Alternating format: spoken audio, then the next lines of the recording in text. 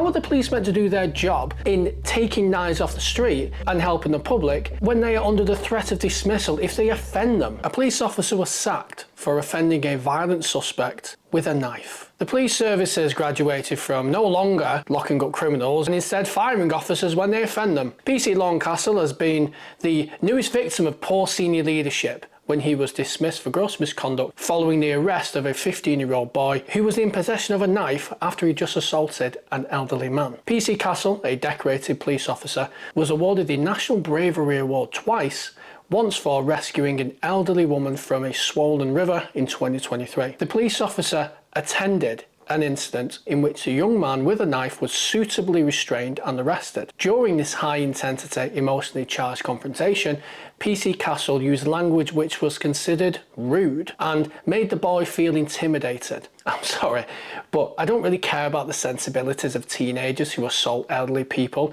and think it's okay to carry around a knife. I'm more interested in prosecuting those kind of people, reducing knife crime and supporting the members of the public and the police that do that job. Over the past 5 years, we have seen knife crime steadily increase.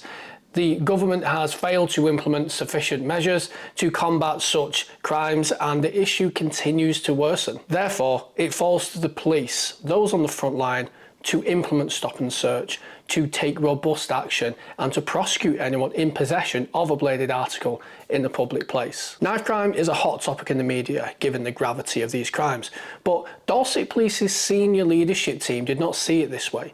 Instead, as a result of PC Castle's crass language, he was put under a misconduct investigation which lasted 16 months. The best part? This was not off the back of the complainant, the suspect with a knife, making a complaint about PC Castle. Instead, this was raised by fellow officers who believed PC Castle's language was excessive. The officers who raised the concern have since been hailed as brave and are courageous by the senior leadership at Dorset Police. The young man in question, for carrying a knife, received an out-of-court disposal. Meanwhile, a dedicated, decorated officer who has no doubt helped and supported countless members of the public in his career has now been given the boot. How did this end up going to disciplinary anyway? Why was there not an informal chat given to highlight where the officer may have potentially gone wrong? As I've highlighted before in previous videos, the police only appear to care about the organisation and not the officers on the ground and the public they serve. And in this instance, this is actually quite apparent. PC Castle's actions should be hailed as brave and selfless, not condemned for what he said during that time.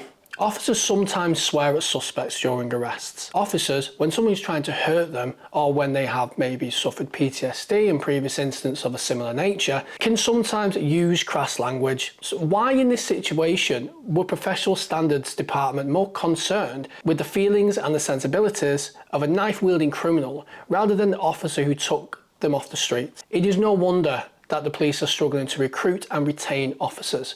The police are underpaid, under-resourced, undervalued, and it seems in this situation, when they have an experienced officer who has gone above and beyond their line of duty and has been rude and offends a criminal, they are treated appallingly and sacked for gross misconduct. How are the police meant to do their job in taking knives off the street and helping the public when they are under the threat of dismissal if they offend them? Why are we now not holding officers accountable for their actions and the force that is used during arrests that are often violent, quick and reactive, but we're now holding officers accountable for the words they use?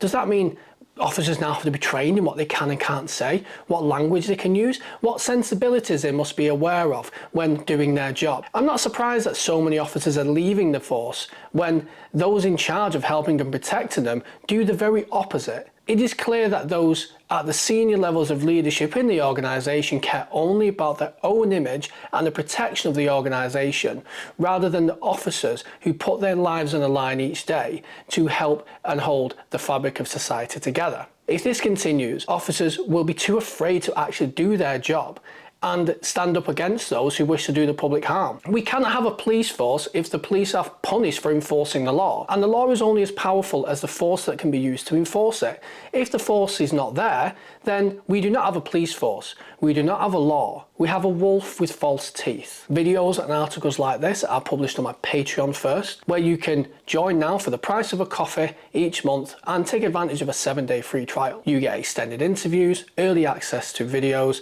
exclusive content, articles, and much, much more. Through your support, that allows me to keep doing what I'm doing. And I actually quite like this kind of stuff, so if you want to support me, I would be very, very happy about that. Anyway, you have a great day, and why not check out one of these videos here? I picked them especially for you. Until next time, see you later.